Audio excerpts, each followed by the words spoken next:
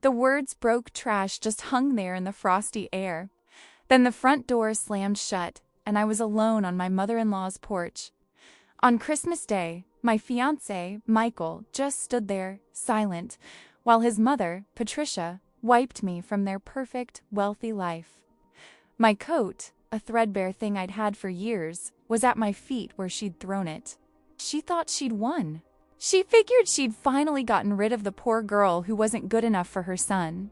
But what she didn't know was that a legal document, a simple will, was about to make me her new boss. It's a crazy story. Let's back up. I was 26, a new nursing school grad, absolutely drowning in student loans, but I was proud of what I did. My life was a mix of night shifts at the hospital, lukewarm coffee, and that constant, humming anxiety about money. My car had a dent I couldn't afford to fix, and my wardrobe was mostly from thrift stores. But I was happy, and I was really happy with Michael. He was gentle and kind, and he seemed to love me for me. His mother, Patricia, on the other hand, was something else. Patricia's whole world was designer labels, quiet but deadly insults, and an obsession with status. The second Michael introduced us, it was clear I was a problem she had no interest in solving. She looked at my life with total condescension. "Vintage?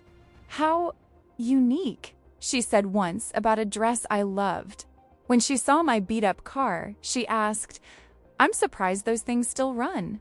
Every conversation was a little reminder of the giant gap between our worlds. She'd ask how much nurses actually make with one perfectly sculpted eyebrow raised, or give a backhanded compliment like, "Michael always had such expensive taste." I guess opposites attract. I put up with it for months. Michael would just squeeze my hand and whisper, "That's just Mom. Don't take it personally." But how could it not be personal? Every comment was a little jab meant to remind me I didn't belong. Still, I thought I could win her over. I figured if she just saw how much I loved her son and how hard I worked, she'd come around. I thought Christmas was my chance. I'd spent weeks saving up for their gifts, hoping she'd finally see I wasn't after their money. I was so wrong. The house was like a palace glowing with fairy lights. The Christmas tree practically touched the ceiling. I walked in, clutching my small bag of gifts, feeling smaller and smaller as I saw the mountains of presents from Gucci and Chanel piled up. When it was time to open gifts, I watched Patricia unwrap designer bags and expensive jewelry with a polite, bored look. Then it was my turn. I handed her a small box. Inside was a custom-framed photo of Michael as a little boy that I'd found, paired with a letter about how much he meant to me. She opened it and a tight, fake smile stretched across her face. "Oh," she said, her voice like ice. "How thoughtful." She put it aside immediately, not even showing anyone, and moved on to the next expensive thing. The tipping point came at dinner. We were all sitting around this massive table with crystal glasses and fancy wine. My phone, which I'd forgotten to turn face down, lit up. Patricia, sitting right next to me, just happened to glance over. Her eyes froze on the screen. It was a notification from my bank. Low balance alert, $23.17. The mood shifted in a second. Patricia set her fork down with a loud clink. "You know, Michael," she started, her voice sickly sweet, "you really shouldn't let people take advantage of you." Her eyes shot over to me. Some people see a successful family and think it's their golden ticket. Then the mask didn't just slip, she tore it off. "Let's be honest, Sarah," she said, her voice dropping to a cold, clear tone that silenced the whole room. "You're broke. You're using my son to crawl out of your miserable life." Michael mumbled something about her being unfair, but she bulldozed right over him. "You are broke trash, Sarah, and trash doesn't belong in this house." She stood up, the queen in her castle, and pointed to the door. "Get out of my house, now. I will not have a gold digger at my Christmas table." She walked over, grabbed my old coat, and threw it at my feet. Michael just stood there, whispering, "Mom, maybe we should talk about this later." He didn't even look at me. That's when I learned exactly what I was worth to them. Nothing. For 3 months, my life was just about survival. I crashed on a friend's couch, the springs digging into my back, and picked up every extra shift I could, running on fumes and a broken heart.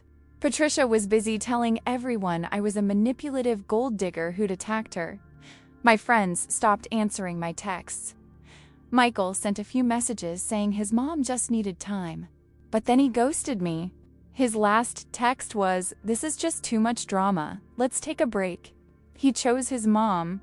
He chose the money. One night, staring at my silent phone, I decided I was done. I chose myself. If you believe karma always gets the final word, you're going to want to hear what happened next. One morning, after a brutal 12-hour shift, my phone rang. Unknown number. It was a lawyer. "Miss Miller?" "My name is Mr. Davison," he said. "I'm calling about the estate of a Margaret Whitmore. You're requested at a will reading next Tuesday." I was confused. I didn't know anyone named Margaret Whitmore. Then it hit me. Margaret. A sweet, lonely old lady on the cardiac floor. She had no family visitors, so I'd sit with her on my breaks, listening to her stories. She used to call me the only one who treats me like family. I also remembered a nasty comment from Patricia, whose family's company, Whitmore & Co., managed some of Margaret's money. She'd called her a walking liability just holding up our funds. I almost didn't go. I was tired and heartbroken.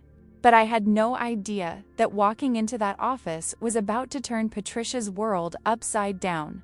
The law office was all dark wood and leather. It smelled like power. And there she was. Patricia, looking perfect as always, sitting next to Michael. When she saw me, her face twisted into a sneer. "What is she doing here?" she hissed at the lawyer. "This must be a mistake. She isn't family." I just found a chair and waited. Mr. Davison started reading. He went through a few small donations to charities. Patricia was obviously getting impatient, smoothing her skirt, waiting for the real money talk. Then the lawyer cleared his throat. "And now, for the primary bequeathment," he said calmly. "The remainder of my estate, including the family home, an investment portfolio of roughly $420,000, and my 60% majority share in Whitmore & Co. I leave in its entirety to one Sarah Miller." Silence. The kind of silence that's so heavy you can feel it. Then Patricia just exploded. "This has to be a joke. She's a nobody. She manipulated that poor, senile woman." She shrieked, her perfect image shattering. Michael just sat there, white as a sheet, staring at the floor. The lawyer held up a hand. "Ma'am, the will was signed and notarized, and Miss Whitmore was certified of sound mind by her physician. The probate process will affirm its validity." She also left a letter. He put on his glasses and read, "Sarah was the only person who saw me as a human being, not a balance sheet. She showed me kindness when others only showed me impatience. Patricia Whitmore judges people by their bank account. I'm leaving my legacy to someone who values character over currency." The lawyer then clarified what this all meant. "Holding 60% of Whitmore & Co. gave me majority control.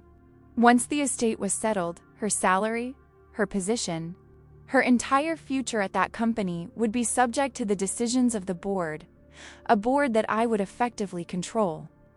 The house she threw me out of? The title transfer was already being processed. It was going to be mine. See what she did?"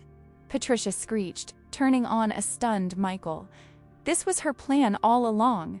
I finally spoke, my voice surprisingly steady. "Patricia, I'm not going to humiliate you. I know exactly how that feels." I looked her right in the eye. "You called me broke trash. You threw me out because you thought I was worthless. But the woman you dismissed as a liability trusted me with everything." I stood up, feeling a power I never knew I had. "About the house, it is now my property. If you want to keep living there, you'll be signing a rental agreement and paying market rate rent. As for the company," I paused, letting it sink in. As the majority shareholder, the board of directors answers to me, and you answer to them. You don't ever have to like me, Patricia, but from now on, you will respect my position." For the first time ever, she was speechless. Later, Michael tried to talk to me, mumbling some half-baked apology. I didn't even let him finish. "You had your chance to stand with me when it mattered, Michael. That chance is gone." When Patricia threw me out, I honestly thought my life was over. Turns out, it was just getting cleared of all the people and things that were never really meant for me. The broke girl she tossed out into the cold? She's the one holding all the keys now. And Patricia? She's about to learn a very long, very expensive lesson in underestimating people.